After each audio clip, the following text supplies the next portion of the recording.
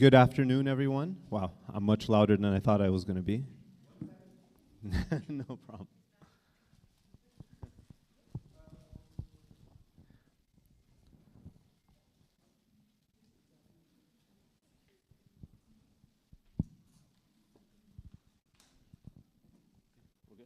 Okay. Good afternoon, everyone. Welcome to Rehearsing Freedoms.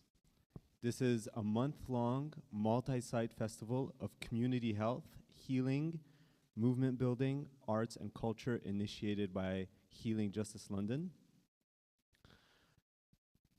Welcome to the dual book talk between myself and Suhaima Manzoor Khan. Before I introduce ourselves, I'd just like to let you know just something very quickly about the space that you're in. So you're sitting amidst an exhibition. It's a really fantastic exhibition called the Deaths by Welfare Project, which interrogates deaths linked to and or caused by the welfare system, welfare reform, and the violence of state austerity. So do take a second to just check it out when we take our break, especially or after the event. Just a couple of housekeeping items. First of all, there's no fire alarm scheduled for today. So if you hear the fire alarm, that's the real deal. All right, there's 2 exits. One is past the main entrance that you came from. The second one is past this little alleyway there. There's a space in the corner. It's really cozy. I call it Layla's space because it's always going to be occupied by a little girl named Layla, a beautiful little girl. So don't disturb her, but you can use that space as much as you like. The fire escape is right past her, okay? Be sure that Layla comes with us. Otherwise, the toilet is back upstairs past reception. So when you came, there's a receptionist sitting at a desk. It's right past him to your right. Finally, we have at Healing Justice London some community agreements. They're on some posters around, but just to maybe mention one of them that I think is quite important for our talk today, which is this idea of process and to be comfortable in questioning. One thing we really want to rehearse and practice is this idea that life is practice. It's not about perfection, right? Practice, not perfection. And I think especially in the space that we're holding today, we're going to be holding a lot of different interrogations, questions, uncertainties that we won't be able to resolve. We obviously, many of us, if not all, I hope, are coming with heavy hearts from what's happening in Gaza at the moment. And I think what we want to be able to affirm is that we won't have a perfect way forward, but we want to be able to practice and be okay in the practice of imagination as well, okay? So without further ado, I would really like to thank my very esteemed friend and sister here, Suhaima Manzoor Khan. She's a poet and writer whose work confronts assumptions about history, race, violence, and knowledge. And she's the author of the book Seeing for Ourselves, which you have right here in front of you. I will be in discussion with her. My name is Tariq Yunus. I'm reading up my own bio. I teach and write on Islamophobia, on culture, and politics, and I'm the author of this book called The Muslim State and Mind. I'm a clinical psychologist as well, so that's why there's an emphasis in psychology often in my talk, but I don't like to tell people about that. So just to maybe mention one more thing before I let maybe Suhaima introduce her book. I think part of the idea of what we're practicing today is that we don't have a fully scripted conversation. So you're kind of all invited to join us in a conversation between our books, but also in light of what's happening right now in Palestine and other places. And I think it's about just keeping this open dialogue. And that's where we're all welcoming you in as well. So We'll start with some brief introductions about our books so you know what our books are about before they enter into conversation with one another. And Sohaima, can you tell us a little bit about your book? Hi everyone, Assalamu alaikum. Is this working? Yeah. So thank you, Tariq. I'm really excited about this conversation today. Like Tariq mentioned, I think we're quite open to seeing where and how it goes.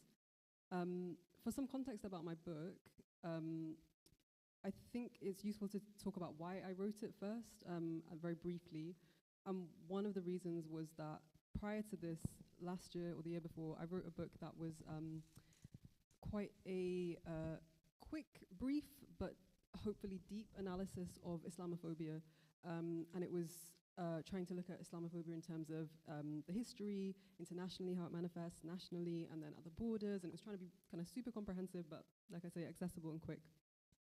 During that process, there was one chapter of that book in particular that I really enjoyed writing, and it was a chapter where I was thinking about what the impact of Islamophobia is on Muslims as Muslim.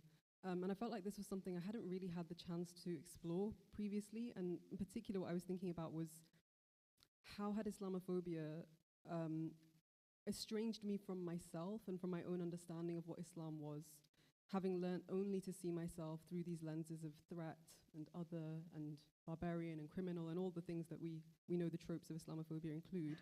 And so this book was kind of my opportunity to dig deeper into that. And I was really excited by, and almost challenged, I think, by like what it would look like to try to look at myself for myself, and to try and like strip away some of these layers. And a big part of that for me was also revealing that secularism is part of that world system of coloniality and capitalism that we often critique and talk about in these kind of circles, but I feel like secularism remains this kind of bastion that we don't necessarily confront. And so being Muslim as a racialized identity is very comfortable to talk about in these spaces, but being Muslim as in, can I have a space to pray, can feel a lot more uncomfortable. And so there's a quote that I quote at the beginning of that chapter I mentioned in the first book, which is from Yasser Morsi, and he says something along the lines, I might be paraphrasing, of I realized that I knew the language of the war on terror better than I knew the language of the Quran. And I think that was what really struck me, and I really felt that in my bones. And so seeing for ourselves, this book that we're talking about today, with Tariq's book, is an attempt, I think, to try and go inside. And initially I was inspired by kind of, I do a lot of work with young people, so like poetry workshops and stuff. And one thing that I noticed very early on is that lots of young people, particularly children of color, they will write pretty quickly without direction, I am not poems. I call them I am not poems. These are poems that are along the lines of I am not a terrorist, I am not a criminal, I am not XYZ. And I found that really heartbreaking, because that's like with no prompt, that's just like write a poem. And so I became really interested in writing I am poems and kind of offering this as a balm, I guess, to those kids. But what I realized here was that there was also a limitation in that there is kind of no frame of reference for who you are on your own terms, for many of us. And what I noticed is that sometimes this became quite a depoliticized endeavor, because when you're trying to do I am without referring to the context you live in, I was encouraging kids to write poems like, I am a reader of books, which is lovely, and you may well be a reader of books as your primary identity. However, that doesn't take away from the fact that you are racialized in the school that you're in, you are securitized in the context you live in. And so I found myself kind of challenged by, okay, then what, right? Like, I don't want to be in relation only to what I'm not. I don't want to be in relation to nothing at all and kind of pretend there's no context. And so I think this book was just an attempt at trying to do something that acknowledged all those things, but also allowed me to think about what my own terms might be if I was to refer to myself on my own terms. And very quickly, I guess what I found was that being seen was this horizon that I think we're often encouraged to seek, right? Like being represented truly and fully, and allowing others to see us and being seen for ourselves and not just how others see us. But I kind of got bored of this, and I felt in particular that there was actually some relief in being unseen, and that actually in Islamic tradition, going unseen, doing things unseen, believing in the unseen were all things that offered a different type of possibility. And so I think in terms of the kinds of the questions that I raise, because it's certainly not a book of answers, the questions that I raise are around how prioritizing and thinking about going unseen, or the possibilities of an epistemology, a way of knowing that relies on knowing and believing in the unseen, might provide us with different types of strategies than the ones that we see being used around us, or the ones we see being prioritized, I should say. And so, yeah, I think I'll probably leave it there for now, as I think many of these themes will come up in the conversation with Tarek. So I'll hand over to you to talk about your book a little. Jazakallah khair. I'll just say first and foremost, I think I just forgot to also mention probably like the most important note about our space, which is the snacks and drinks in the back. So just to let you know that there's snacks and drinks in the back. We have a secret stash, but you're not allowed to know about that. So feel free, I'm fine, and just to ask with Suhaim, are you okay if people get up and grab? Okay, so everyone can feel free to stand up, grab something to eat and drink whenever you like. We will schedule a break in about like 30, 40 minutes. But if you feel like you want something to drink or eat right now, we're very happy with that. Also, a part of holding the space is if anyone feels like they're more comfortable standing up or standing somewhere else or even having to take a walk, this is certainly appropriate as well. Yeah, I mean, as for my book, it certainly doesn't have, I think, maybe a poetic sort of eloquence to it. I think mine was born of rage and anger, perhaps a little bit more, which I think I was trying to hold on to for a long time, and I felt like I just had to sort of let it out. So I think there's been sort of a lot of writings on the politics of psychology, so how psychology works to support state structures, for example. We know a lot about how psychology has been used in surveillance ever since the times of, colonial occupation. So we know a lot about the politics of psychology. We also know a lot about the politics of Muslims and how Muslims are racialized. I often give the example, and maybe I'll quickly give that example again, and I'll try to say it maybe in 3 sentences. After 9/11, when there was a mosque, when they recognized that there was a mosque around Ground Zero, these 2 Egyptian Coptic Christians who look like me, in case you can't imagine what an Egyptian looks like, they went to join a protest. There was a rising protest against the existence of a mosque near Ground Zero. And when they arrived, they got their asses kicked. And I think the idea of racialization, how we are racialized as Muslims, goes beyond how we identify, right? The process of racialization escapes how you identify yourself. It's situated in space and time, right? We understand, especially after 20 years of the war on terror, why someone who looks Muslim will get beat up if they go to a protest that's ostensibly the far right, right? So there's so much there that we understand about the politics of Muslims and Islamophobia. And I felt like there wasn't really any easily, I don't know if my book is really easily accessible, but there was no resource that kind of brings the politics of psychology and the politics of Muslims together. And really that was one of the things that I felt has been very lacking, and I just thought I'd try to address that gap. I think one of the bigger inspirations as well was Malcolm X, when he differentiated between the foxes and the wolves. When we think of racism and Islamophobia, often the discourse, the talk around racism and Islamophobia is about the wolves. That's what Malcolm X is talking about, is the people who are out to attack you. We're talking about white supremacists with baseball bats, things like that. Those are the wolves, and we see them because they're attacking us. But he differentiated the wolves from the foxes, and the foxes are those that lure us in with a smile until you're close enough, and then they bite you, right? And I think that's the difference between liberal racism and illiberal racism. Illiberal racism is something that everyone in society recognizes. Everybody knows that the person who's saying all Muslims are bad, all Jews are bad, all blacks are bad, we all can point at that guy and say, yeah, that guy's a racist. But liberal racism is far more nuanced. And I found that psychology is an incredibly powerful language for liberal racism.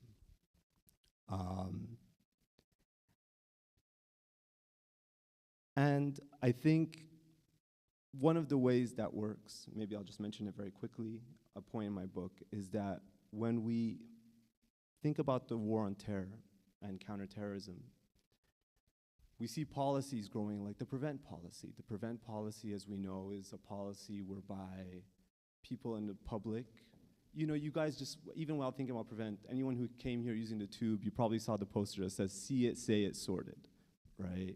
Is this idea of threat and trying to capture, identify threat, okay? So the PREVENT policy is trying to identify people who might become terrorists in the future. And I'm not gonna, you know, I can spoil the story here and kind of Quentin Tarantino this for you. Muslims are hyper-racialized to threat in public consciousness. So when you enact a public counterterrorism strategy, you're essentially legitimizing a full population scale racist policy against Muslims. One of the ways that the government is able to evade the charge of racism is because the PREVENT policy is hyper-psychologized. It says, look, don't go after Muslims. They'll say, look for people who are vulnerable, emotionally vulnerable, in your class, in the hospitals, even in nurseries. And maybe I'll just end with 2 points, and I think maybe I'll just take one example from my book, if you don't mind. Yeah. There was an example. So I received a phone call from someone. They wanted me to look at a document. It was from a probation officer. And I'm going to give the story. I read his story in one of my chapters. I'm giving him the pseudonym Khalid. He was deeply aggrieved by the suffering of Syrians. And he sent money there to support them. Yeah. Through the money that he sent, he was being charged with terrorism for material support to terrorist groups. He was unaware of this, and obviously, very clearly innocent, and that's also what the judge stipulated. So the judge said this was someone who's just trying to send money to support people. Drop the terrorism charges. Even though the charges of terrorism were dropped, he had a probation officer who still flagged him as a security risk. And one of the ways they justified the fact that he should remain in a system and constantly under surveillance, and they wrote this down, was because emotionally, he was very vulnerable to the distress of people in Syria, right? The love and heart that he had for others was seen as a psychological vulnerability that will put him in a security database. Okay. And this is something for us to also hold on to when we're thinking about what's happening in Gaza. So, sorry, just pausing for the... So I think there's something here that, for anyone who was with us 2 days ago, there's this suffocation, even just right now, I felt it when I'm talking, I'm feeling the suffocation of what Islamophobia really is on a very experiential level, right? And I think if we can't make sense of how people are feeling suffocated, even right now, I'm sure even in this room, in talking about Palestine and talking about Gaza, then I'm gonna go ahead and say psychology is absolutely useless. If we can't even make sense, if we can't even hold on to what this experience of suffocation is, there's no discipline, there's no tool that's going to support us. And in fact, I think really that's why I end my book on the note, no justice, no peace. We know this. No justice, there's no peace in society, but no justice, there's also no peace of mind. If we can't first focus on systems of justice, psychology is always gonna be there to try to bandage the injustice. But our first impulse should be justice itself. So I feel like I spoke for too long. I'm gonna go ahead and throw the conversation back, well, I guess between both of us, right? I just wanted to maybe start off with a deep appreciation for Soheima's work. But I think particularly this book, which my book doesn't do. So I want to just highlight what I really appreciate about Soheima's book, is that I find your book is really, first of all, unashamedly Islamic. I find there's a very strong tendency, I can also feel it in myself, to kind of distinguish the Muslim from Islam, and thereby I can be invited at tables, equality, diversity, and inclusion, board meetings or whatever. But when I'm there, they want my Muslimness. They don't want Islam. And I found your book was really powerful for that. So. Yeah, thank you. Yeah, no, I think it's interesting when people make that comment, because I've said, and forgive me if you've heard me say this before, but I think something about this book that I find quite sad is that it's the first time I feel that I've been able to do that. And this is not the first book I've written. And so I feel like there's a level of, I had to, or at least I'm assuming that internally, I've had to feel that there's a level of legitimacy that I've attained as a writer or as a speaker or whatever it is, to now be able to say, Bismillah ar-Rahman ar-Rahim, be able to start in the name of God, for example. And I find that really painful on a personal level, but I think it speaks to, I think what's interesting, and I'm just thinking about what you said a moment ago about how, the language of feelings is kind of weaponized in all of these ways, but also how right now you're feeling suffocated, or, there are people in this space who are, and I'm thinking about what it means to even have a big public platform and still feel unable to really express what you're feeling in moments like this. And I had an incident recently which I thought it related to, I was just reading your book on the train, and yeah, I was just finishing it. I had read the majority prior to this. I didn't hear that.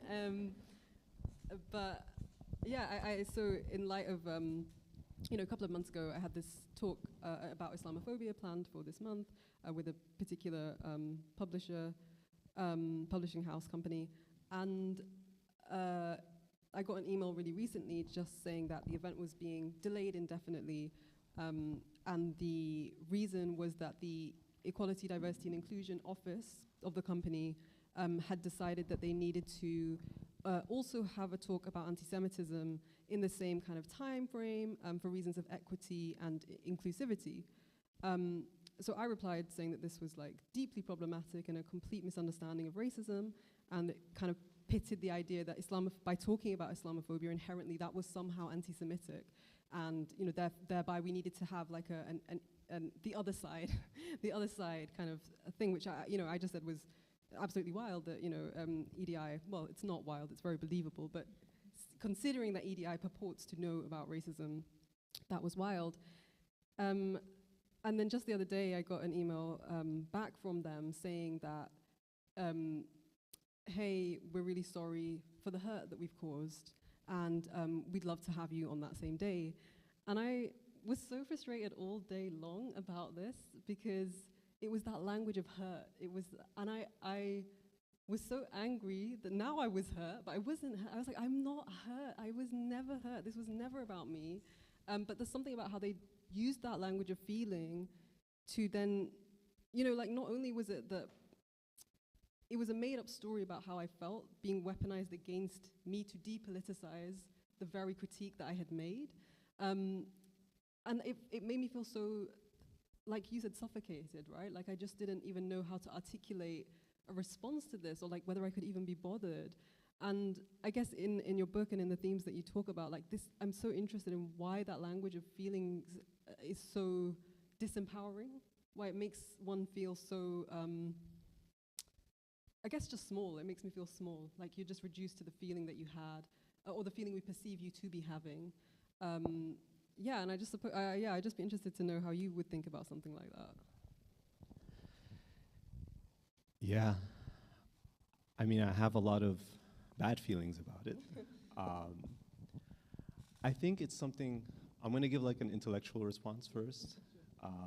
It's a way of me being able to like contain my feelings. I think we know that psychology and psychologizing has a very strong depoliticizing impulse, right? When we focus on people's feelings, it's a very powerful way of, if not erasing, in a way masking the context, you know? Oh, this person is hurt. And we notice, and we were probably gonna come to it later and we can do it later, but maybe I could just flag it for now. You know, that's been one of the main critiques of trauma, for example. And people have written how there's this discourse, this idea, this language around trauma that actually exists, you know, in what's happening in Palestine, and saying that like, oh, you know, Palestinians and Israelis are all traumatized. Everyone is traumatized by the conflict. But in talking about trauma, talking about what people are experiencing, it's a very powerful way of, I guess, erasing power. I think that's what it is. And I think I can kind of like hear, like, I mean, I'm also, when you said that, I was also just upset because, you know, when they're focusing on your hurt, they're not like, oh, we're accountable. You know, it's not like there's not like we committed some act of violence or something towards you, or we silenced you. And that's happened to me before as well. I find it interesting, and I think that speaks to also, like, I think those sort of spaces, as opposed to, and I had told you this, I was once supposed to speak about Islamophobia in a healthcare space, in a healthcare setting, and I was invited by Muslim health professionals. And I feel like in my past, I don't think I've been censored as much by anyone but like middle-class health professionals. I'm just gonna go ahead and put that out there. So anyway, I was invited by Muslim mental health or health professionals to talk about Islamophobia. That's what I do. And at the very last minute, I swear it was like 2 minutes before I was supposed to talk. Like it was a Zoom meeting, but you know, I'm already prepared, and I'm just like, okay, you know, I can't drink any more coffee, then I have to go to the bathroom type of timing. So I get a call on my phone and they tell me, don't talk about policies. Don't talk about prevent. Talk about Islamophobia on the sort of very generic, getting beat up on the street type of thing, right? And I told them, well, actually, that is Islamophobia. Like, this is right now, that's what it is. Like, Islamophobia is about like censoring and managing how we can talk about our violence that's happening to us. You know, like that's what it is. And I told them, like, if I were to do that, I'm actually just contributing to Islamophobia. That's what it is. And that's like just kind of accepting it. So I said I can't do that, and then they cut me out. Like, I just didn't speak. They just found, I don't know how they did it. I wasn't paying attention. But I think what's fascinating there is that there was no, because it came from other Muslims, there was no point of like, oh, we recognize this is hurtful for you. You know, they didn't have to, because, and I think you say that so well in your book. You have such a fantastic line. I wish actually I should have bookmarked it, but I'm gonna go ahead and try to like paraphrase it, where you say that Muslims learn to police themselves before others police us, right? And it's so true. Like, I think we know all the signs of extremism and radicalization of how other people will perceive us before there's a prevent training, before there's like any counterterrorism strategy. We know how to talk about Palestine in ways that we don't have to be told by like some sort of Zionist outfit to not talk about Palestine in this way. Yeah, and maybe we can, like, how do you feel like this speaks to, yeah, I guess just this idea of sight being seen as a Muslim, right? How we self-censor in that way, but maybe also then how we express ourselves, like being legible, having to like make ourselves constantly legible. Yeah. I think the story that you shared is really, I think there's this really specific pain as well there where it's, because if I'm just to dig back into that story for a second to answer the question you've asked, I feel like it's this different type of, and I'm using the word pain and maybe that's not the right word, but where it's like I feel like there's almost this feeling of insider knowledge, like you know what you're doing when you're doing this. And I had at risk of making this a list of anecdotes, I remember very distinctly being invited into a school by a Muslim teacher just to perform poetry with the kids. And I think it's quite clear what my poems are about, and she wouldn't have invited me had she not seen some of them. But then in the lead up to coming in, she said that the module was about protest poetry, but could I not do anything that talks about racism or Islamophobia or anything like that? And so I was like, I don't know what I'm protesting that, like what I don't understand. And she was like, no, it's more just like how can we have, be together, like just and I didn't feel like protest poetry. Christmas, you're supposed to sing Christmas carols. Yeah, exactly. But the point was, because she was a Muslim teacher, I felt really aware that she was policing me even better than her non-Muslim peers, because I've been invited many times by non-Muslim teachers, and they're just like, yeah, go for it, do all the... And I was really aware that, actually she was the one suffering. She was like policing herself so much that the risk of it being her who invited me to do these poems felt like a greater risk than anything else. And then obviously the children suffer as well, right? Then what kind of level of a critique they're allowed to make or exposed to making is impacted. And yeah, I think it becomes, I think about this question of legibility quite a lot, because I'm interested about how being in the space of an artist or like a poet, you're allowed to make certain critiques that perhaps if I was to do them in a more academic or like less poetic form, would be deemed more like threatening or complicated. And I think that there's many things that also come with that, being a woman, I think there's all these very,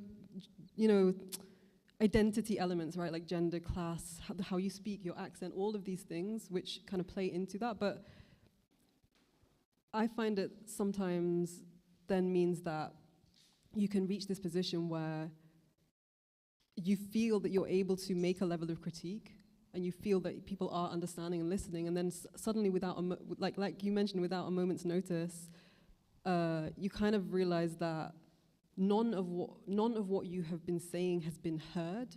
It's purely the fact that you were saying it, which was what mattered. And to give a concrete example, and I've maybe drawn on this many times in the past, moments where, perhaps at the school, but I think the better example is Muslim Police Officers Union inviting me to perform poetry, and it feeling like this moment that you've not heard anything that I've said, but the fact of my being Muslim, physically, like as you see me, is what matters. And so, I don't know, I feel like it raises questions around like, you, especially as a visibly Muslim woman, I feel like you're often fighting against this pressure to excavate your experiences, right? And to say like, this is the reason I really wear it, and like, this is how oppressed I really am, and the men in my family do or don't do X, Y, Z thing to me.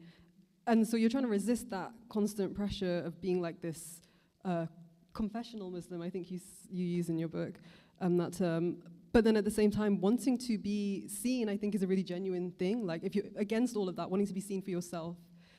And then at the same time, you try, with all these tools and methods you may have to write for yourself, speak for yourself, say for yourself, and all of that is just reduced in a moment to oh, you were just a speaking Muslim woman, that's all we saw. We saw that you spoke, that's well done, great. No matter what you said, it didn't matter what you said. And I find that then makes that thing of legibility so difficult. And for me, it's why I think I found relief in the unseen. Like going unseen actually was like, oh, okay, like maybe there is a place of refuge, because being seen at moments feels like there are these benefits, and then at other moments it's just this kind of disappearing of you. I think that's really powerful that,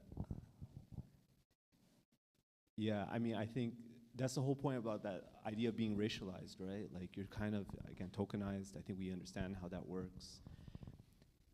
And I had that feeling. It's actually, I think it's honestly one of the worst feelings in the world, where like you also have a voice, but you even know while you're speaking that it's absolutely useless. I feel like every single time I talk about like racism or Islamophobia, like in schools or NHS or anything, I always start off by saying that just to like, I think, qualm my heart a little bit, you know? It's to just say like, look, technically, as long as hostile environment, prevent policies, all these racist policies are embedded within the structures, it's actually completely irrelevant what anyone here in this room thinks, or what they hear from my voice, or what the words are, or what your ears are doing.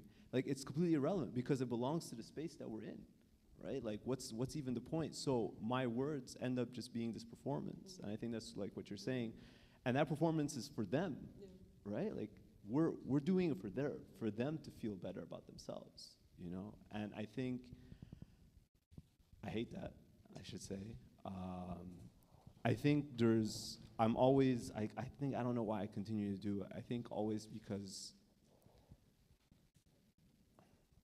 I think some people, especially if I'm talking about Islamophobia, some Muslims in the audience might feel validated. Even if just for a second they feel seen, they feel heard, that I'm speaking towards something that they're experiencing, even if they will still remain suffocated. You know, if I can give them that moment's respite to know that, look, there's other people who can hear and see what you're experiencing. I think that's maybe why I do it. But you want to say something? No, I was just going to say, I think there's something really, just since we're on that note of seeing and witnessing, I feel like that also is a form of, like sometimes when there's nothing else left, and I talk about this in my book, that maybe just witnessing one another is the only thing that we can do. And I think in some ways, you know, like how we engage with social media right now and with what's happening in Palestine, I feel like it feels sometimes like the last and only thing that we might be able to do if you're, you know, just feeling powerless or whatnot. I think is that act of witnessing feels really important. And I think there's also then sometimes, I think that's why it feels painful when some people want to disengage from the witnessing, right? And I think you will have seen, I don't know, when people are like, when it all gets too much, you know, just remember you can log out and it's all da-da-da. Because it's that idea that the very least that we can do is witness one another, right? Because if this is someone's reality, like, and you're not experiencing it, then maybe witnessing is something, but it also is something that feels so nothing sometimes. And I think in the example you just gave, I was having a conversation just the other day about like Muslims in the arts, right? And how, you know, who are you writing for? Who is your work for? And that, and it it's kind of a similar conclusion, I think, where it's like maybe those two hijabi women who will come to that, see that show, you know, I'll feel like, oh, I'm glad they enjoyed it. But that's like a very, is a very strange barometer to kind of have for valuing your own work, or feeling that the meaning of the work will be conveyed only to, say, one or two people. But then again, I think that is why the unseen thing becomes a thing for me, because it's like the value is not in this world for us. The value is like with God, and that could be intentional and it could be completely misconstrued. Yeah. I think you hit on something so powerful. If I can share also maybe a story, I think, and I wrote about this in the book Refuse to Condemn, about my mother. She passed away when I was young, but I have a very vivid memory that when I grew up in Berlin, and I explain this in a different book, and I can share, it's online, so I can share the link if anyone's interested. But I always remember the story, actually, I remember it right now. Yeah, she took me and my brother to a hospital. Germany flew in 2 Palestinian kids that were shot. And I think it was part of this humanitarian project where they flew in 2 Palestinians that were shot. This was in the early 2000s. And yeah, one kid, his leg was blown off from a bullet that actually explodes when it penetrates. And I found it incredible. First of all, my mother took us there to bear witness to this child, but he was sleeping. And you know, she made dua. You know, she prayed for him even though he's sleeping. And then we left, and he never knew we were there, right? And what I always found, like something that's always reminded me about that point about bearing witness, is that when we're bearing witness, we're not doing it. How should I say this? I'm going to be mindful of my words. We're not doing it exclusively for them. We're doing it for us, right? We're bearing witness because it's our responsibility to bear witness. We're going to be asked, at least from an Islamic perspective, what have you done when injustice is occurring? And the very motion of looking away because you don't want to attend to the injustice of someone that's being oppressed right in front of you is something that we could be asked for, right? So my mother was there because she was there for herself. She was bearing witness because she was fulfilling a responsibility for herself. Beyond, obviously, that bearing witness, I should be very clear here, is the bare minimum that we should, we're just going to put that out there. And we have that, obviously, in Islamic traditions, that if you see an injustice, you know, you change it with your hands, and if you can't change it with your hands, change it with your tongue, and if you can't change it with your tongue, at least hate it in your heart, right? And so there's this element of an ethics of bearing witness that comes back to us being held accountable. If I can just say one thing to that, I find one thing that's a little bit frustrating. So I feel like I'm about to repeat a lot of the conversations we just had like 2 days ago, but you know, I think Islamophobia, we know, encourages these politics of like condemnation. We're seeing that right now, like Muslims can't have a voice unless they condemn, right? It also has very clearly made these politics of respectability. And I recognize that in myself. People hear me, they're like, man, this dude is like American, it's blasphemy, I'm Canadian, but it's fine. You know, oh, he can speak, he's a psychologist, there's all these degrees of respectability that I'm always constantly like employing. But, you know, right now, even with Gaza, so many people can't seem to only be able to like bear witness or mobilize through their professions, you know? Like, oh, as doctors, we're gonna mobilize as doctors, you know? Or as like teachers will mobilize as teachers. And yeah, I think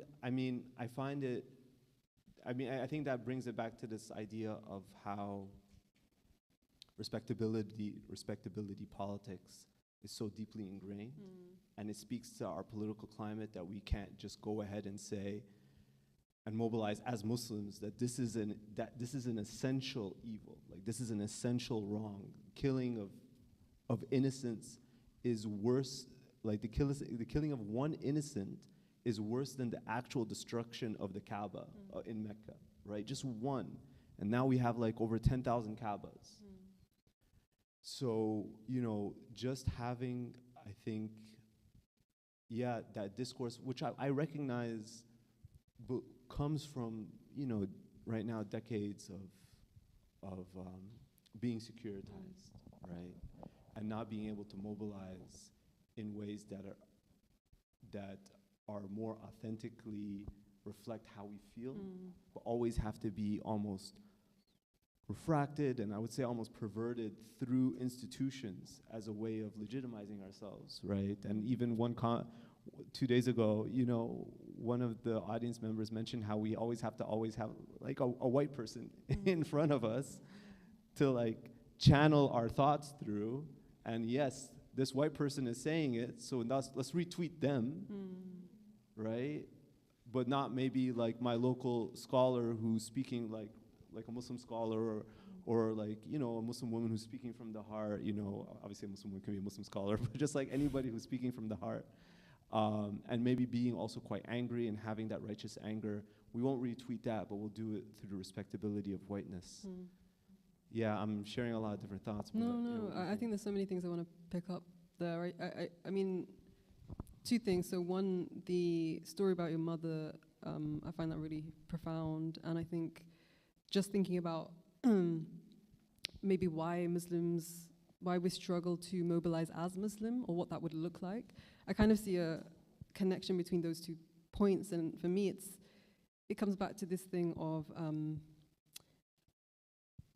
not really having the space or perhaps knowing how to access our own modes of knowledge. And what I mean when I say that, I talk about in the book, there's an essay where I kind of talk about how to do that, to say that I am Muslim in the most uncomfortable way, not the most respectable way, is a really disruptive thing. And I talk about the story of after the night journey, which is this moment in Islamic history when the Prophet, peace and blessings be upon him, was taken by an angel on a beast that does not have there's not a physical counterpart for it, to not only Jerusalem from Mecca, but then up into the heavens. And upon returning, one of the kind of members of the community that kind of mocked and made fun and derided the Prophet goes to his closest companion, Abu Bakr radiallahu anhu, and says, you know, do you know that your friend is claiming that he went to Jerusalem last night? You know, like, we're not talking about planes, we're not talking about trains, we're talking about this guy saying he went from Mecca to Jerusalem. And Abu Bakr radiallahu anhu says, did he say that? So first he clarifies, like, what is the source, right, of the knowledge that's being claimed? Did he say that? Yes. If he said it, then it's true. I find that so profound because to me, that's in a society where it's not strange to believe in God, right? Everyone believes in God. It's like maybe how many you believe in is the issue, right? But even in that context, he is deemed absurd for this commitment to an unseen reality purely based on the person who has said it. Even despite the fact that that very person, the Prophet, was known unanimously by the society that he lived in as truthful, even by those who opposed him. This was his nickname was the truthful one. You know, this was just like a well-known thing. And so the reason I draw on that story in this context is that, do we dare to be that committed to truth? It's like a question I raise for myself, right? Like, knowing how absurd you will be deemed to a secular Western colonial gaze to commit to the unseen. And I think there's something really exciting about exploring that space. And to me, it kind of links to the story of your mother, right? There's something absurd about you're going to go see a boy in a hospital who's asleep. Like, who's that? Why are you doing that? That's a really random thing to do. And likewise, like, for Muslims to be able to mobilize on our own terms, I think requires for us to be okay with being absurd. And you know, there's a often quoted hadith narration about Muslims being strangers, like the positionality of the stranger or strangeness. And it's something I try and like excavate and play with a little bit, that word in my book. But like, strangeness, like, what if we were okay with it? Because I think so much of respectability and so much of wanting to be that respectable Muslim is, I don't want to be strange. I want you to think I'm just like you. And then in moments like this, moments of like a mass globally endorsed and sanctioned Islamophobia, is when we see it didn't matter. It didn't matter. Like, you could, you know, everything, all those acts of assimilation and trying, it's irrelevant. Like, you know, those narratives will sanction your murder, and there's really nothing you can do about it. And so I think, to me, that leaves the only real option then is be absurd, be that what would it mean to fully occupy that strange and uncomfortable possibility? But I think that when I think like that, I also know that the only way for that to be read, and there's a chapter in my book where I talk about this, when I think like that, I know the only way for that to be read is threat. The only way for that to be read is, okay, what you're saying sounds like an extremist. Now you're speaking like somebody who's been compelled by their inner propensity to violence. I really want to jump on that because you have a really fantastic, you have a really fantastic commentary. You know, you work so much with different communities, and you can observe the difference between like teaching kids and teaching adults. And you observe, and I feel like I've observed the same thing, that kids have this amazing imagination. They have this fantastic imagination. They can imagine a different world very easily. Whereas adults are just like constantly going for like I don't know how you phrased it, but like lowest common denominator. Yeah, the least worst. Like yeah. No trash. Yeah, like the least worst is like, yeah, exactly. Like the no trash. No trash is a really, really good example. And I find that really powerful because I think that idea of the absurd is also linked to our capacity to imagine. I mean, if we think right now also we're seeing in social media, just this idea of ceasefire, okay? So now we're seeing ceasefire come up as like the main sort of construct that good people should at least be pushing for. And, okay, yes, obviously, ceasefire, like that would have been the most obvious to answer, but where is the imagination beyond decades and decades, 100 years of settler colonial occupation? What, can you imagine a future that where people can thrive? All people can thrive. Can you even imagine what that would look like? And as you're saying, right, like immediately this idea of like, let's say let's pretend it's not coming from me, but like a post-Zionist world is immediately this idea that's incredibly threatening, even though, you know, many Israelis, many Jews, many people are constantly having this conversation, and even for me to say that is a way of self-protection. You know, I find is really powerful, this lack of imagination, and people may ascribe it to strategy. Everything always comes back to strategy, realpolitik as they call it, right? Like, what can we effectively accomplish? You know, what are the small incremental changes that we can make? Fine, okay, strategy, incremental changes, but it's the very imagination that's completely, we're totally devoid of people being able to imagine like a different future. And I think I actually had one idea to that. I mean, I'll also mention just one thing, and maybe also to sort of acknowledge the maybe experience of suffocation that many people have here, and myself, talking about Palestine and Gaza. You know, I mean, we have to be very clear here that there's immaterial ways in which we are managed to talk about Palestine as racialized Muslims, and that self-censorship comes down to like how I'm going to be identified. But there's also material ways, right? Like I think it's important to mention that like counterterrorism law is enshrined, or I mean, in a way that, you know, the resistance movement, it's itself a prescribed organization. So now anything I say or do that somehow even remotely comes close to supporting in any way, shape, or form a prescribed organization is itself illegal, right? Like that's a very material way in which like the police can come to me and be like, hey, did you say something that somehow supports them? I mean, I think we have many different, we have different challenges that underline our ability to, I think, speak from the heart.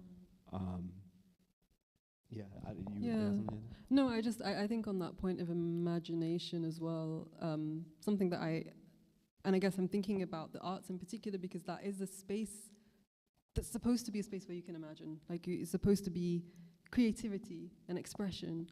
And something I've often thought about is how I feel like, and maybe, I don't know, maybe you'll have an interesting comment on this, like with your critique of trauma as a lens, but I feel like oftentimes we are either having to explore, rectify narrations of the past and history, or we're dealing with like the violence of the present, and it leaves very little space or time to imagine ourselves forwardly.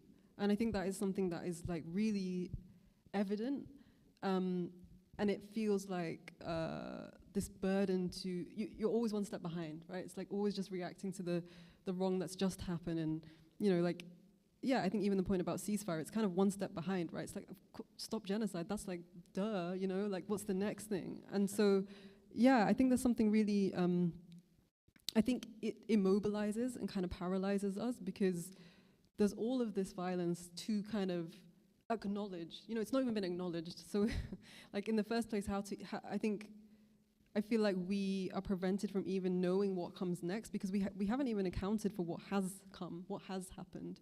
And I feel really aware of, in the art space, you know, if someone asks the question, which is a really simple question of like, what would you like to make? It doesn't feel like the freedom to imagine doesn't feel like it's there. It feels like there's such a responsibility with that, as, you know, maybe racialized people in general, or marginalized people in different ways. And so I think there's also something about when do we get to imagine, and with whom do we want to imagine? And so I think there's maybe something about the reason that it's children that can do that is that there is a kind of innocence / ignorance that I think comes with comes with a lack of knowledge, which is almost maybe necessary for being able to imagine. And I'm not saying that in a jaded way. It's just a kind of, I'm just thinking aloud, and perhaps I'll disagree with myself in a moment. But yeah, one of the things that excites me though about, again, bringing it to like what an Islamic imagining could offer. I'm sure a lot of people might have seen, it's been going around the internet, that the Dua al-Nasiri, and it's a dua that apparently was written during the time of the French occupation of Morocco, a prayer that was written and recited very widely, like across, you know, mosques throughout Morocco, and such that the French eventually banned this prayer. And I find that just a really interesting and instructive thing to think about, because what does it mean for a power to ban something it does not even believe in the reality of? I find that really intriguing, because it kind of suggests that there is a knowledge that there is some sort of mobilization, some sort of power, some sort of hope being inculcated, even whilst we want to pretend that we do not see or acknowledge that thing. And likewise, I remember one of the most inspiring things I learned when I was writing my previous book was that the very first rebellions by enslaved people in the Americas were by Muslim West Africans, who very often, you know, fought against their oppressors and the slavers, because they were compelled to by, you know, their religious beliefs. And so this was to the extent that Charles V of Spain actually passed an edict saying that we should avoid enslaving Muslims from West Africa, because they're seen as too rebellious, they're too, you know, problematic. And so there's probably an interesting analysis to do there about the relationship between, you know, perceptions of rebellion, etc. But the more interesting point to me was that there's like a knowledge that these people believe in something that we don't even want to contend with, that must be so, I guess I'm just interested in like, what does it mean for something to not be seen and also be known to be powerful? And I guess the inverse is also true, just thinking about the awful humiliation of, for example, Muslim men, whether it's what we've seen in the West Bank lately, or whether it's thinking of like Abu Ghraib and the pictures that came out of there's a deliberate, intentional, epistemological violence that you're knowingly enacting, but whilst you also deny the reality of those people's belief system as even having a reality. And I hope I'm not overcomplicating the point I'm trying to make, but I guess I'm just raising a question of, what if we really believe there was power in that? Because I feel like we kind of feel like, I think we also accept that the religious element is secondary, that it's kind of like that our own metaphysics are an add-on or an additional element. And so I'm just interested in what it would look like, and it's a question to myself, I guess, first and foremost, but what it would look like to treat it with almost the same seriousness that those that seek to police it treat it with. But again, then you enter the dimension of just being threat, right? Yeah, I think that's a really fantastic question. And I think by nature of the fact that it is being policed in such a way prevents us from even imagining it, right? Like, I think that's it, right? It's a vicious circle. Like, the possibility of imagining it. I mean, also, I think it brings it back to Palestine. You know, there's these discussions, sometimes underhanded, sometimes explicit. Is Palestine a Muslim issue? Or is it like a human rights issue, right? And I think the most palpable and legible way is to make it a human rights issue. Because the moment you make it a Muslim issue, well, now you're falling into like the category of, you know, yeah, I mean, all the different sort of archetypes that are associated with Muslimness and violence and threat, and you know, I think there's a lot there that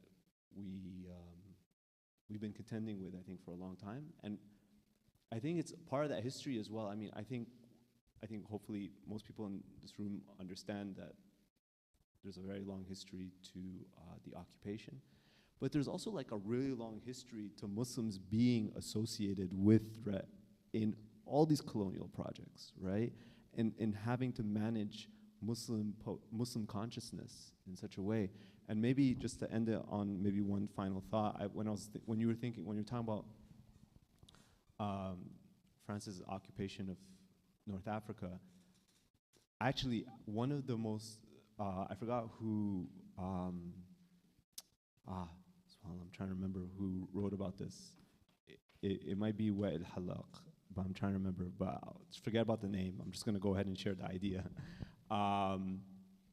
He was saying one of the first things, or one of the most powerful things that the French occupation did to North Africa was destroy the Waqf system, right? And the Waqf system, for people who don't know, is a ethically based trust system that was established, that's always been long established within Islamic civilizations, that, you know, if you have a well or something, that this would be a waqf that belongs to the people, right? So the moment you establish this as a waqf, no one can take ownership of this. It's something that has to be maintained. It's something that suddenly is open, it has its purpose, and it's set out that way, right? And everything can be a waqf, right? So across history, hospitals, things like that were waqf, and there was when I say it's an ethically based system, the whole framework around it was inherently, it couldn't have been anything but religious, right? So it had to be Islamic in the sense that people were doing this there's no profiteering. It runs contrary to any sort of capitalist, you know, essentialization to value, right? Because you actually don't get any value out of it. The value comes from a spiritual framework that gives you that value also when you die, right? So that's what comes out of the waqf as well. And as people have written about waqf, the waqf system is something that inherently ties people together. Like, it's like this social glue that makes communities rather than networks of individuals, people who kind of know each other because we all just go to school here, we all just met here, you know? Like, people are dependent on things that people have invested in, and, you know, there's history, we know where all these benefits and things are coming from. So I might be overcomplicating it, but the whole point is that the reason why France destroyed it is because it destroyed these essential glues that bring people together, right? Like, even just even before language, like, it's pre-linguistic. It's this idea that forget about me, not me, because we could still meet, but the social glue, like the fabric by which we feel like we can fall, if I fall behind, if I lose my footing, and all the structures around in my own personal life fall apart, but I know inherently I have something I can fall back upon. You know, that's not there. I can still see you, but I know in the back of my mind that if these structures disappear, there's nothing left, right? And the Waqf system was a way, the moment you diminish that, you actually diminish the social, the social glue. So I'm gonna go ahead. Are you okay if we just take a short break? Yeah? So I think what we'll do is we'll take like a 12-minute break, come back at 3:30, and maybe we can then also just open it up to the audience. Okay, cool. So we'll take a 12-minute break. In terms of, for those who'd like to pray, I think you can just come to me. We can find a place to pray, because I'm mindful that we'll be hopefully not pushing it towards Maghrib. We'll end before that, but for anyone who wants to pray, you can come to me. Oh, obviously, help yourselves to snacks, drinks. You can talk right away. Silence is broken now.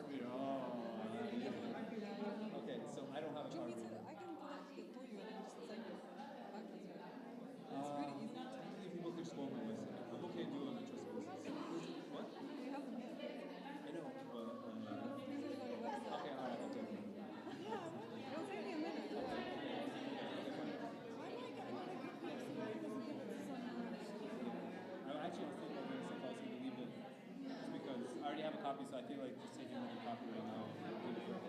Oh, okay, yeah. Well, why don't you see if there's any left over? There's no internet now. Do you know if there's internet now? Do you have the Wi-Fi? No. You have that one. Yeah, just try to get it. Choose our nice.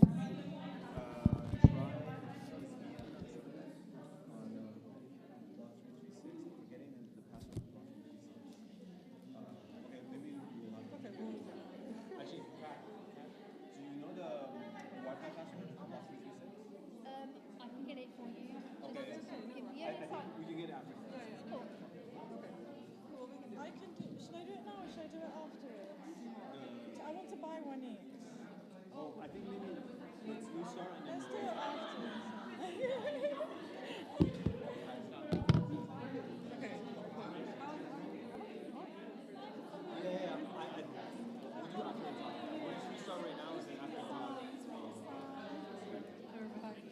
Yeah, afterwards.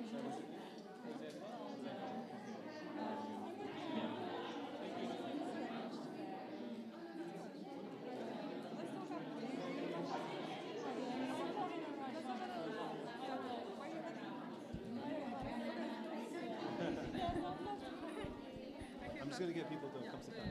Okay. So we'll be sitting down again. I'm actually happy we don't have to sit down. We can stay standing. If you want to stick around the space, you can go ahead and do that as well. But maybe just for the sake of respecting the time boundaries that we have in the space, and one thing we really emphasize at Healing Justice London is the respect of boundaries. So this is something that's important for us, and time is a much greater boundary than we often give respect to. So maybe just to start us off, I mean, I wanted to actually just share one thing. Is that okay? And then you can respond or share another thing, and we could just take it. So it's very unscripted, but I feel like there was something I really wanted to share about, I guess, the experience of Islamophobia, and I think it kind of links to Gaza. It's just the idea of suffering and whose violence gets legitimized. And I feel like, yeah, I missed an opportunity to maybe talk about, I talk about it in my book. So if you read my book, I have a chapter called The Politics of Muslim Mental Health, and I talk about how, you know, our institutions will recognize if, let's say, a Muslim woman or a Muslim man gets attacked on the street, you know, let's say gets her hijab ripped off or something, you know, something terribly violent. I was attacked on the street before, so I can speak to that. And in essence then, and we can even think that on a much worse scale, you know, we think about the attacks that have happened on mosques, like Christchurch, like the Quebec City mosque shooting. And there's like this political response that recognizes that that's bad violence. You know, that's violence that shouldn't have happened to you. And we want to make sure that you receive the help that you deserve after that sort of violence. It's the sort of violence that the police obviously appreciate. And kind of the police is a really good like barometer in defining which violence is legitimate and which violence is not legitimate. And I wanted to put that side by side with another case of a Muslim mother whose family member might have been accused of extremism. And suddenly all state institutions fall upon her, schools, social services, everyone, to take her child away from her because she's somehow in the perimeter of extremism. And I speak with mothers like that, and the absolute suffocation that they experience in the face of that. You know, I mean, I've spoken to mothers who they're shaking, they're literally shaking. They're also hypersensitive. It's a sort of thing that maybe if you have any idea of the word trauma, you'd associate with that. But it's visceral, And it's completely ignored and dismissed because it's understood through the state structures that that violence is legitimate. And we see that same thing happening with Gaza, this idea of how psychology somehow, you know, will have these trauma response teams for certain forms of violence. But this mother not only, it's not even not only seen and dismissed by the state structures, it's largely even dismissed within the Muslim community itself, right? And I think that's part of Islamophobia, this idea of like guilt by association. Oh, if there's like this family here that's somehow associated with extremism, or they said something that was wrong, now we all look away from them. We all do that shifting of our gaze. Let's all not bear witness to them. And I think it's, yeah, from our conversation, I was just thinking I wanted to like also validate that I think what's happening in Gaza is obviously some of the worst I think any of us have ever seen. But in a way, that violence is something that we see on a global scale because Islamophobia is occurring on a global scale, in which certain people's violence are considered legitimate and they're incredibly suffocating and difficult. And I just wanted to put that out there. Yeah, I won't say too much. Just one tiny thing it reminded me of what you said is, for my previous book, I interviewed Moazzam Begg, who famously was detained in Guantanamo Bay. But one of the things he said to me, which always stuck with me, was that the prevent policy and its likes is the Guantanamoization of society. And I think it kind of links to what you're saying in the sense that maybe we recognize, or some people recognize, extremities of violence when they take certain forms. But once those have become normalized and embedded in the culture of just like, this is just how certain people must be treated. The example he gave was that at Guantanamo, I think it was Guantanamo, that they were asked, maybe that he was talking about Kandahar actually at one point, that people were asked about, did you associate with such and such person? And how often did they pray? And he was like, that association of piety and threat is now, that's just normal. That would be, there's so many prevent stories of, does your father read the Quran to you? Like, do you have this at home? That's, so, yeah, sorry, I took it in a slightly different direction, but it just reminded me of that. Yeah, no, I think that's really important. I think that speaks also to our way of self-censoring ourselves. Our Islam, when we're talking about that sort of artificial division between our Muslimness, being a Muslim at the table, but not bringing Islam to the table, we can see how that plays out. I mean, we know for a fact that piety has been securitized, and I think that relates it back to the idea of like the dua or the prayer being like securitized, right? Like, I think it speaks a lot to this. Should we open up to the audience in case they want to join in the conversation? So would anyone like to share any thoughts, reflections on the conversation so far, or anything else they'd like to bring? Oh, we never spoke about the sale of the book. I guess we can mention that very quickly. So you can raise your hand, and a microphone will come to you. But I think we'll just mention that the books, because we keep getting asked questions about the books, so the books will be sold when we're done. And also they're available online as well. So.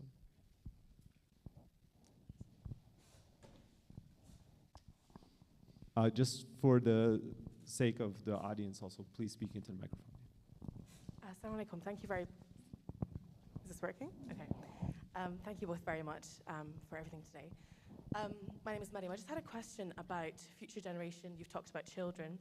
And I wondered how we've gotten to a place where for many Muslims in the UK and the West, we've reached a state of faith and security, where we're operating with the secular gaze that you've both discussed. I think the worrying thing for me is often in Muslim spaces.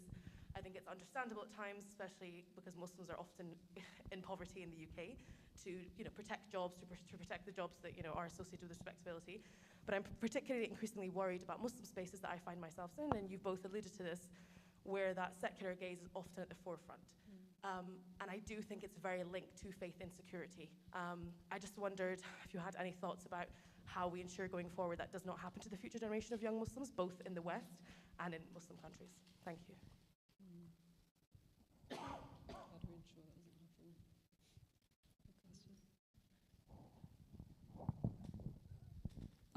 I don't think I can answer that question, but but something I have noticed, that it's just an observation, and it could be false. I feel that when I engage with younger Muslims, I feel like they are not faced with this same, and maybe it's just a different manifestation of it, but I think that, because I think maybe the generation that I'm of, I feel like it's a twofold thing. There's the securitization that's crept up over the years, but then I think there's also prior to that a kind of assimilationist drive to do with safety, security, all those things you mentioned. And maybe there's other factors that play in terms of like estrangement from religious knowledge itself as well. And I don't know, these are very much my speculations and anecdotal reflections on my own life, but I kind of feel like because of securitization, I think a lot of young Muslims are actually really hyper aware of their religion. And I also think, and this is just my own experience again, but in thinking about like my own loved ones and close ones, I do believe that as Islam became securitized, I think people felt a responsibility to know what Islam was, or to some degree. At least I remember myself when I began wearing my scarf, I felt I needed to have a really good justification, which is of course horrific, but I felt that I did. And so that then led me to kind of pursue maybe an interest in Islam that I didn't actually necessarily organically have, which is fascinating. So yeah, I don't know, my instinct is, you know, they plan and Allah plans, and who knows, like there's a way in which securitization has also maybe led to a firmness of kind of something. I don't know, I just say, like, when I see kids in schools, I'm really astounded sometimes by, like, subhanAllah, their outspokenness and their, you know, I've heard of sixth form students being banned from praying, and they pray in congregational prayer nevertheless, and things like that, where I'm just like, that would never have happened in my time. So yeah, sorry, it's not an immediate answer, but it's an observation. Yeah. Yeah. I don't know. I think I have hope. I see hope.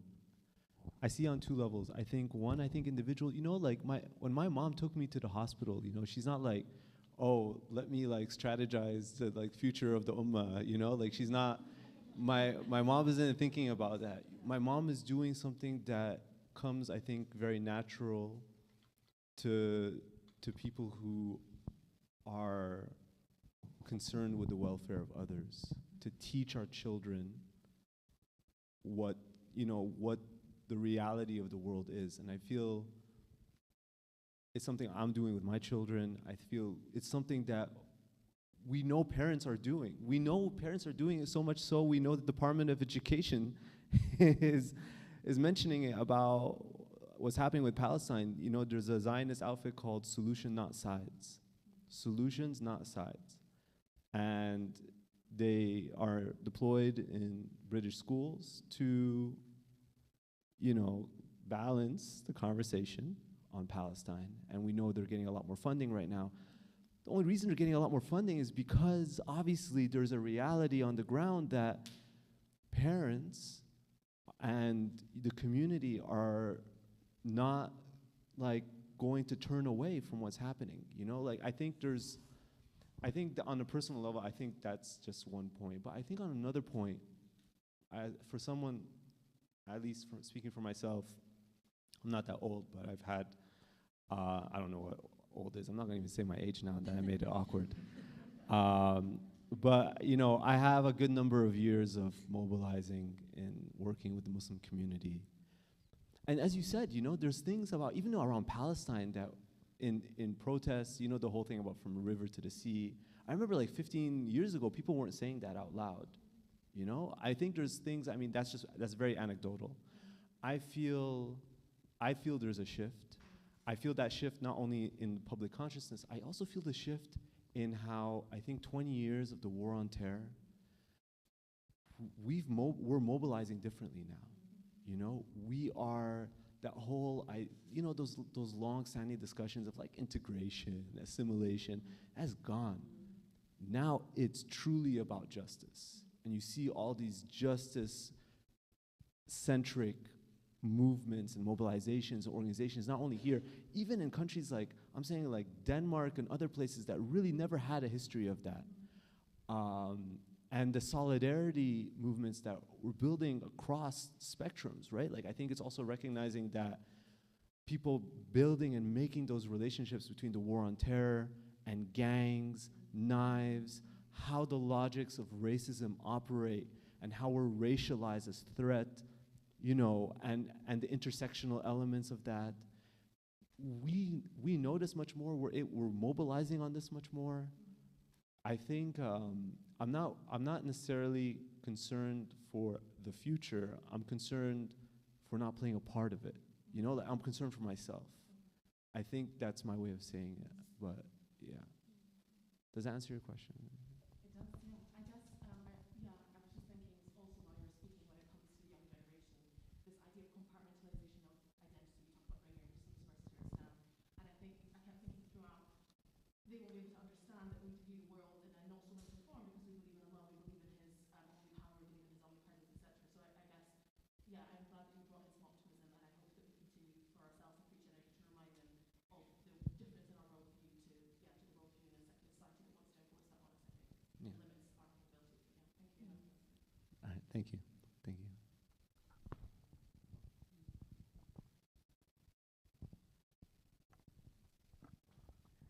Thank you all very much. Found this conversation really, really interesting and insightful. I'm really interested in this. We've touched upon the psychology and the way that the language of psychology is used against us, and almost so subtly that it's very easy for us to miss.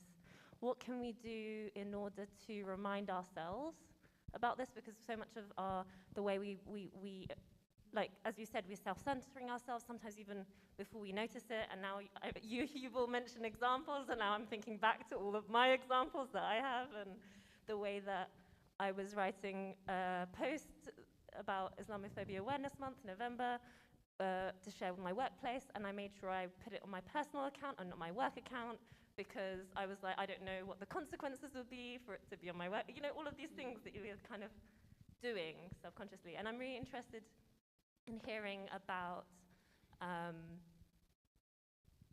like what should we be reminding ourselves in terms of when we are faced with just the everyday in our workplaces, the everyday when you go to the shops and see the headlines, the everyday, that kind of thing, about countering that kind of that language and that psychology. Yeah, I think that might be the golden question. I think it's a constant struggle. I see two elements of your question, one about the psychology and how to counter that. I mean,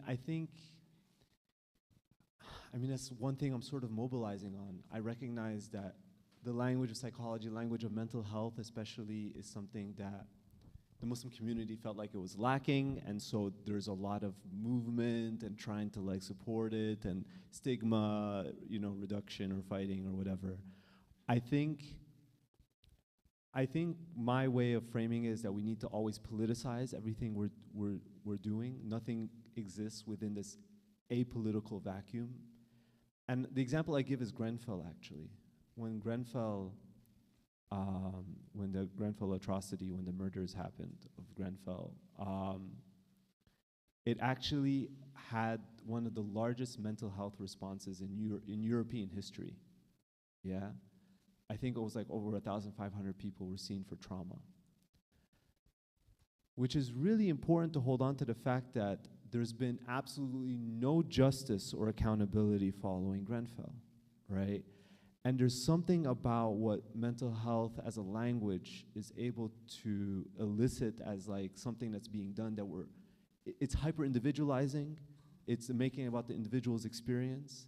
And that's why I generally, even as a psychologist, people don't know I'm a psychologist often when I'm talking, but you know, as a psychologist, I'm mindful, I'm very careful for myself to not talk about mental health because especially around Islamophobia, because I'm very mindful that impulse that it's going to be, how do we address the anxiety, the depression, and all these things that come from Islamophobia? No. That impulse, we gotta like push back against it. You know, accountability, justice, right? So one way that I think is, that as a piece of advice, just from my own experience, is that we always try to center justice in our language first, never to dismiss people's experiences. We always have to center people's experiences, but in the centering of people's experiences, they'll often say justice is what we need first and foremost. That's actually what people in Palestine and Gaza are saying as well, right? They were saying we don't need your aid, right? That what they need is our, they also say our prayer and things like that, but there's things we have to do to ensure that justice first and foremost comes to them. And so I think there's that element, but also then I think on a day-to-day, I mean, part of this space is also appreciating that suffocation. I'm sure for all racialized Muslims here, but in a way, Palestine makes everybody a Muslim if you speak for it. Like I think everyone has this experience of anxiety, of speaking, of being Muslim, and how we conduct ourselves. The small piece of advice I can say to that is really the most like age-old tradition is that technically we should always be mobilizing as a collective, always. Like it's this idea that we think that, oh, we can speak out by ourselves, that's how we move. I think for anyone who feels anxious, like this is where we have to mobilize and we come together, we speak collectively. That's why we're all gonna be, inshallah, at the protest, November 11th, right? We all do these local actions, we speak together. That's true power, right? And I think that's where things make a difference. I don't think I have much to add to that. I just separately, I guess, not separately, but maybe a mulling of my own recently. And this comes, I guess I should caveat it with, I'm self-employed, like I think there's a certain freedom with that. But I think whenever some member of my family maybe expresses some concern or worry, etc., one thing I do, and I do believe this, is that if we look at the past few decades, those things that we believe protect us, they haven't. And so I kind of also take the opinion that whether you speak or you don't speak, you're still gonna end up in the same position. And so, I don't know, I think I think the place I am now is that it's not about whether you have the flag or not have the flag. It's not about whether you say Free Palestine or not Free Palestine. It's something else, and that's really we'll all be in that together. And I think it's therefore it would have been a shame to not have said anything. So I think that's the way I see it, and I think history tells that tale too. I just really want to affirm that, just in terms of my personal, so as a psychologist, I work almost exclusively with people who've experienced state violence, police violence, in any way, like Islamophobia in all its forms. I promise you, it's something that keeps coming back. We can play condemnation politics all we want, respectability politics. It does not protect us. It absolutely does not protect you. It actually not only does not protect you, and that's the worst part of it, it also throws the next person under the bus who doesn't want to play it. So for us to play respectability and be like, I'm the psychologist, like if I go and I'll stop that border police, and I mentioned that in a different story, and I'll be like, hey, like I'm respectable. And they'll be like, fine, okay, go through, you're a respectable Muslim. I just threw the next Muslim under the bus who doesn't have a PhD, right? Who might even have a troubled history, and that was completely beyond him.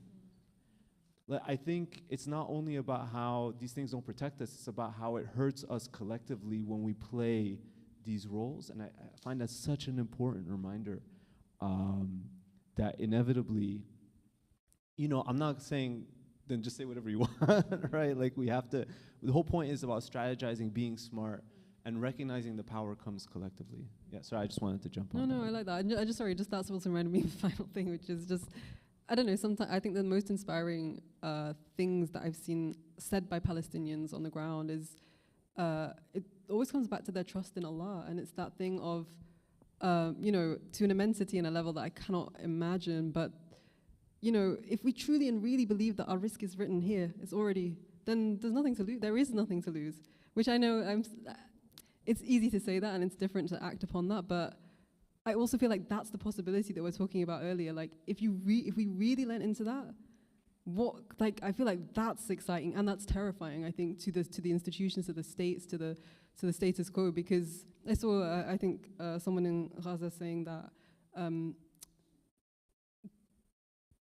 something about there's nothing more terrifying than a people who do not fear death.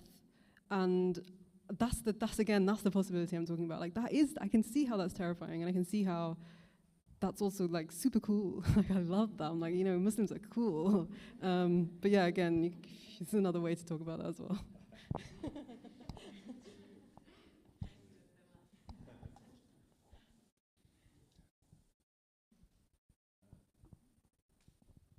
Hi. I think I'm speaking into it now. It's amazing to hear you guys speak, firstly. So you've been speaking a lot about respectability politics, and I'm just wondering, I feel like a lot of the time you'll be in spaces in a secular society, in a Western society, where you are in these positions where there is racialization, and I guess to say it is hard to say sometimes, but there is racism and Islamophobia. But as you've also said, when you do speak out, the response is typically personal, sort of like about your emotions, which, as you say, it's not to do with at all. And also there are quite a few times there'll be token Muslims or other ethnic minorities who will sort of be the face of allowing them to say that. And in those sorts of situations, you speak out and nothing really happens. And to be honest, it can be very easy, and also potentially it can seem like the right thing to do, to have spoken out and then just sort of let the rest happen organically, because maybe you've said enough that something will change for you, but as you rightly say, that doesn't necessarily mean it will change for the next person. They will still have to do the speaking out, and it may be someone who doesn't want to speak out at all. So I guess, what would you suggest when you're in that position?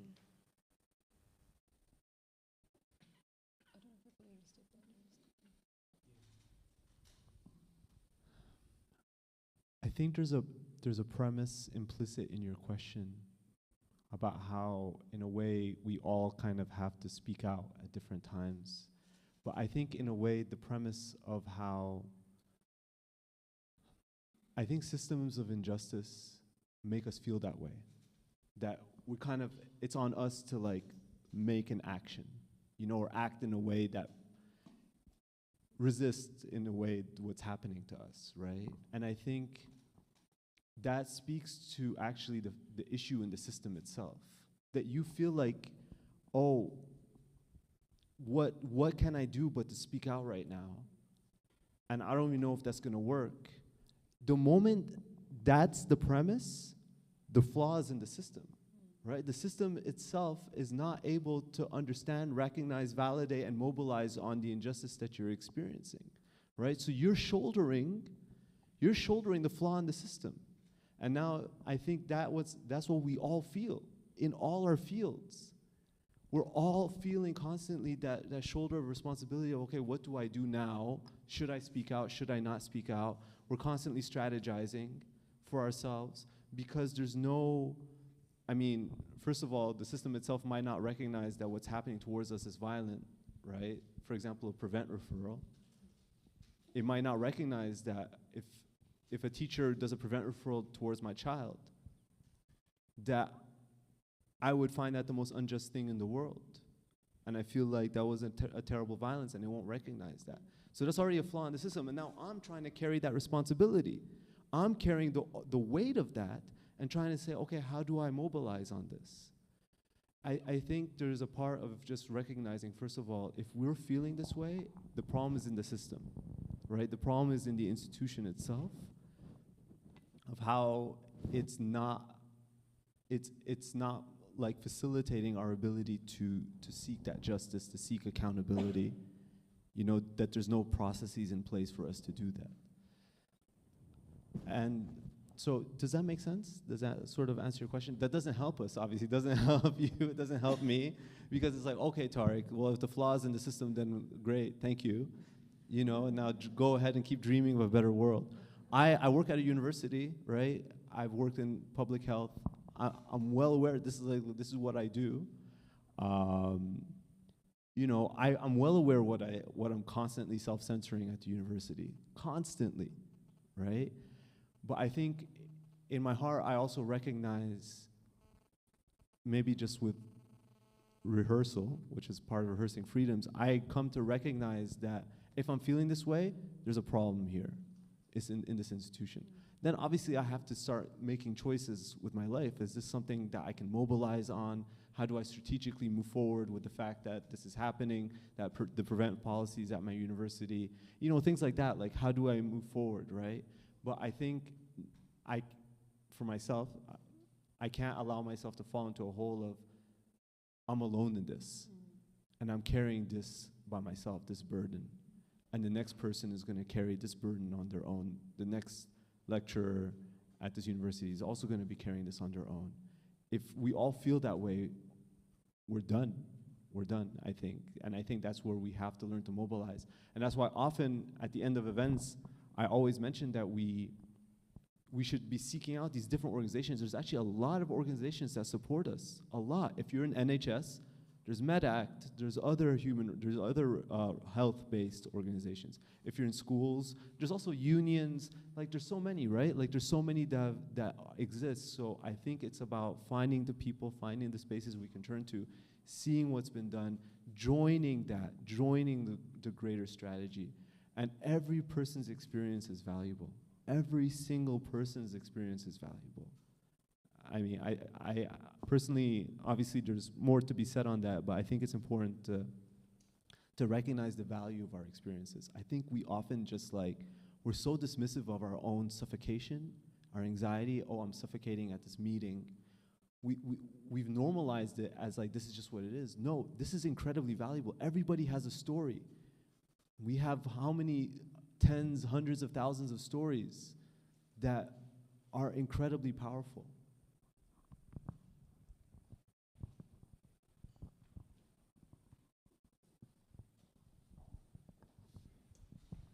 I just quickly mention, I think there was 2 people who raised their hand in the front too, but I don't know what the order was.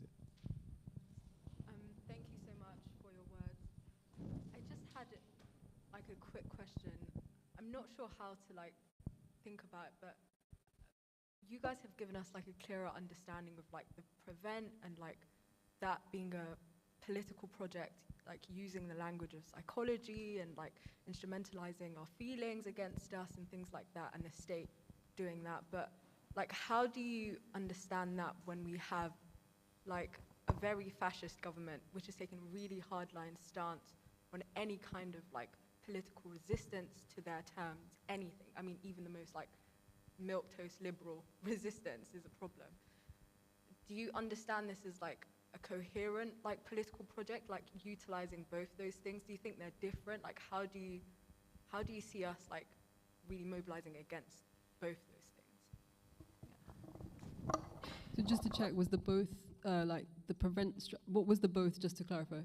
Using that language, like you've said, the Department of Education using prevent, or those longer-term political projects which we're really familiar with under the war, the on terror, and all these things have been happening for decades, but what we're living under now as well. Okay.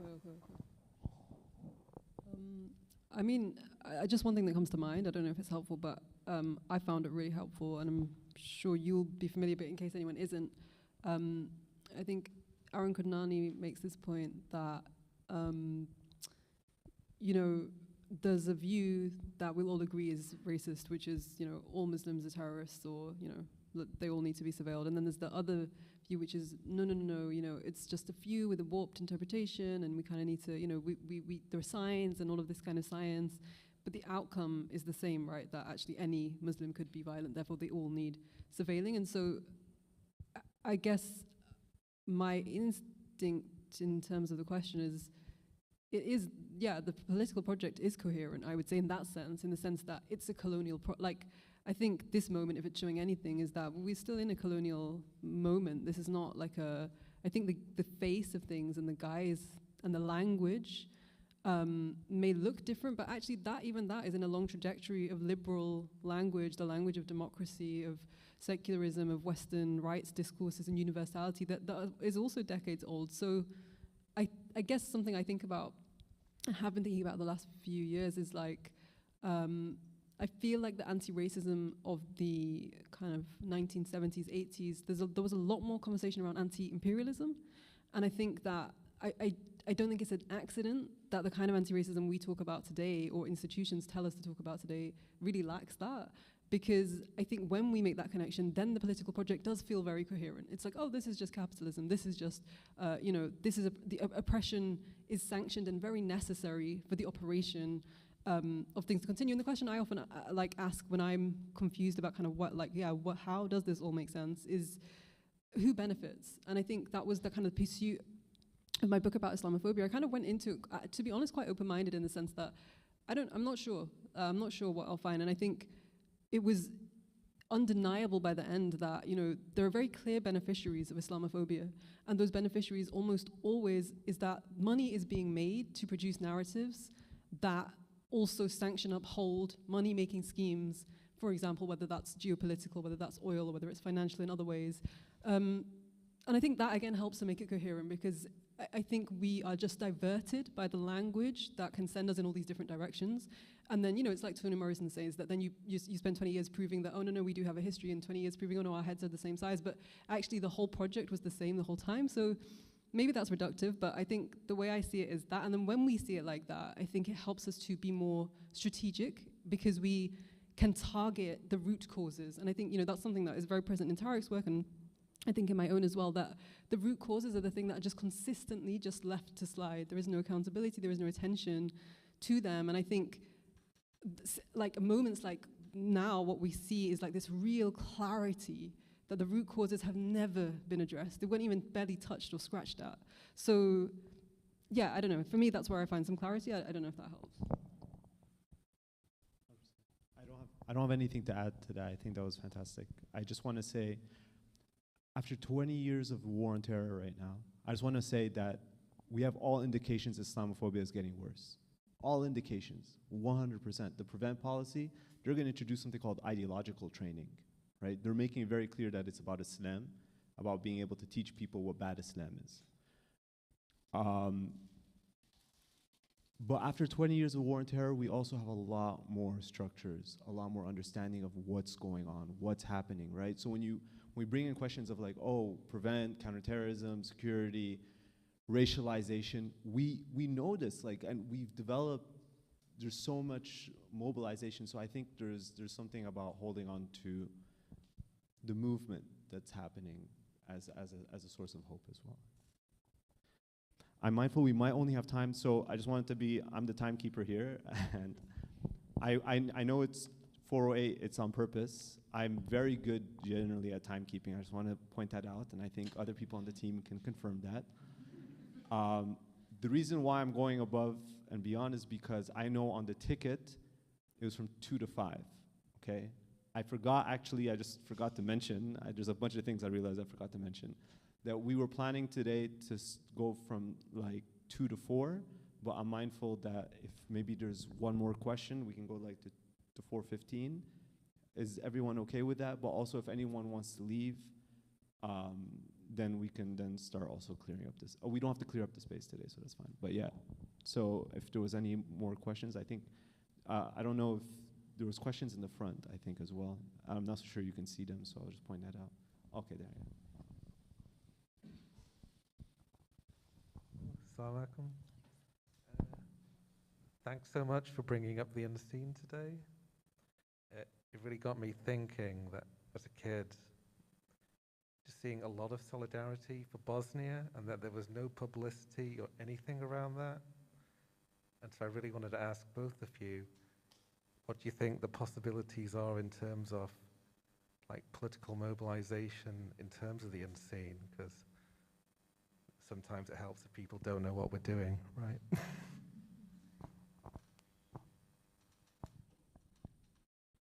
Sorry, so the question is political mobilization on the unseen?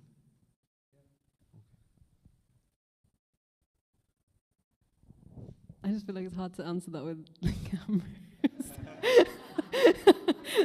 All of a sudden, huh, Suhaiman? This is the question. We have to edit out so many other things. I think that's been a long.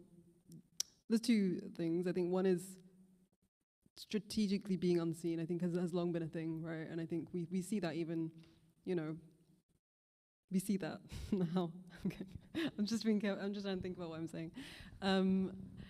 And the other thing is, but in terms of the unseen, in terms of the unseen Islamically, the ghaib and like what's, there's a section in my book where I talk about how much of my day is shaped by belief in the unseen. Like I believe right now there's 2 scribing angels on my shoulder, like all sorts of things that are not seen. And so I think that's the question I'm interested in myself, is like, what would it mean to mobilize on grounds of that? And I think actually what frustrates me in a lot of the discourse around mobilizing for Palestine is that the Palestinian people that is their political language. It is the language of Allah. It is the language of, they're calling themselves martyrs. They're not called, you know what I mean? Like there's all of these, the political language is at the same time the language of Allah and the unseen and angels and all of these things. And I find it really interesting that, when, this is not to sound too disparaging, but when,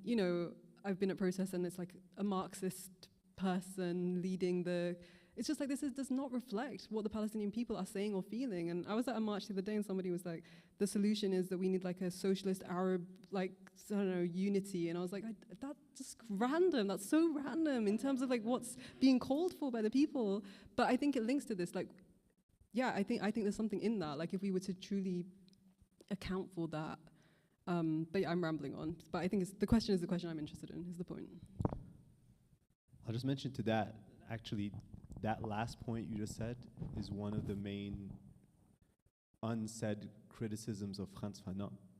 So Frantz Fanon, famous Martinique psychiatrist mobilizing against France, is that in a way some of his analysis and writings was not reflecting the actual resistance movements of North Africa against France, but that's something else to be said. I think mobilizing on unseen is also what we're doing here, by the way. I mean, that's what we're trying to hold on to, the suffocation that I think all of us sort of experience. And I think we want to create more spaces like this. I think we need to be holding on to more spaces like this where we feel like we can come together and be like, okay, what is unseen? What is, besides the sort of spiritual, but also like I think on a very sort of personal level, people's experiences, how do we mobilize on them? I think that's what we need to be doing much more, and people have been doing this for so long, right? So we're continuing those traditions. Can I also just add really quick? I think also divesting from being seen is really important in the sense that so much of how our anti-racism is co-opted is through representational politics. And so I think there's something really powerful in, imagine if every single one of us was just to say, I boycott being seen, like you will not, I refuse to be represented. I think that would send the EDI structures just like crumbling to their feet because they rely on us wanting to be represented. And if we were to divest from that kind of pursuit, I think it would be really powerful. Let me jump on that because you actually, maybe we might have to finalize on this comment, so I apologize for doing that. But I think it comes back to your book. And actually, I find it such a beautiful reminder that you talk about how the significance of being unseen, but also on a personal level, it also comes from within Islamic traditions to do good where no one sees you but Allah. It's a very particular form of practice of purification for your heart, right? To actually do things that no one else in the world can bear witness to you save for that thing that you're doing. And I think that is absolutely one of the ways that also for ourselves we practice in the unseen. And it's a reminder, I find that's why it's such a great reminder because it's true, we mobilize so much on how do we be seen? Like how I'm feeling uncomfortable, how can I be seen in my discomfort? How can I be seen? How can this woman whose children, is threatened to have her children removed, how can she be seen? So we're constantly working towards sight, but like the significance of the unseen is so underplayed. I find it such a good reminder, I think, for all of us, even for Gaza, to think about how do I mobilize for myself in the unseen in a way that I feel like, you know, no one else can see what I'm doing, but this is something I'm doing for them. And on that note, I really just want to thank Sohaima for coming down. I'm deeply appreciative of having the space. It was really unscripted, by the way. I mean, I don't even know if we covered like, I don't think we covered like 90% of the themes we thought we would talk about, so that's okay. But yeah, can we just please give Sohaima a particular Thank you. round? Thank you. Talk about seen and unseen. Making me feel seen, yeah. No, thank you, Tarek, for inviting me. And I just wanted to thank the interpreters as well for keeping up with our... Yes. The interpreters and everybody else in the HDL space, right? So this space has been hosted, curated as well, the walls, everything, HDL, everyone who's been very supportive of helping facilitate these spaces. We still have one more week of events. You can check that out at the door, at the table. There's a program. I won't be hosting anymore, but all the events I've been attending have been really fantastic. Housing justice, health justice, anything that you're interested in. And also, if you have any thoughts of what sort of events HDL can help support, let us know. We'd be very interested in hearing that. On that note, yeah, we have to start clearing up the space, so you don't have to go home, but you can't stay here. So please, as soon as you're done, maybe we can hold, how should I say this? We keep maybe the smaller conversations here, but we'll have the larger conversations elsewhere. Yeah. People come and get the books up. Oh yeah, books. So we could do books right now. If anybody wants to purchase a book, maybe can we prioritize that? So before talking, if you want to buy a book, let's take care of that right away, and then we can clear up the space. Thank you very much for coming.